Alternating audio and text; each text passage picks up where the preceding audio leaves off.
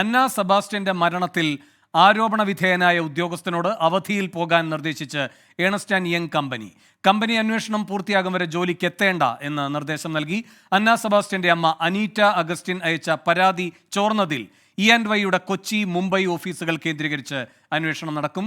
ഈ വാർത്തയുടെ കൂടുതൽ വിവരങ്ങളും ശ്യാംകുമാർ തന്നെ നൽകും. ശ്യാമ, എന്താണ് ഈ കമ്പനിയുടെ തുടർ നടപടികൾ? വേണു, ഈ കേസിൽ നിലവിൽ ഇപ്പോൾ ഈ ഏണസ്റ്റ് ആൻഡ് യങ് സ്വീകരിച്ചിരിക്കുന്ന ഏറ്റവും പ്രധാനപ്പെട്ട നടപടി, ഈ കത്ത് എങ്ങനെ ചോർന്നു, അത് കൊച്ചി ഓഫീസിൽ നിന്നോ ബോംബെയിലെ ഓഫീസിൽ നിന്നോ ചോർന്നു എന്നുള്ളതാണ് അവരുടെ പ്രാഥമിക നിഗമനം. ഇതിലിപ്പോൾ ജീവനക്കാർക്കിടയിൽ അന്വേഷണം ആരംഭിക്കുകയും ചെയ്തിട്ടുണ്ട്. ഇത് മാധ്യമങ്ങൾക്ക് എങ്ങനെ കിട്ടി എന്നുള്ളതാണ് കമ്പനി അന്വേഷണം നടത്തുന്നത്. അതിനു പുറമെ ഈ യുവതിയുടെ മരണവുമായി ബന്ധപ്പെട്ട ആരോപണ വിധേയനായ ഉദ്യോഗസ്ഥരോട് അവധിയിൽ പോകാനും നിർദ്ദേശം നൽകിയിട്ടുണ്ട്.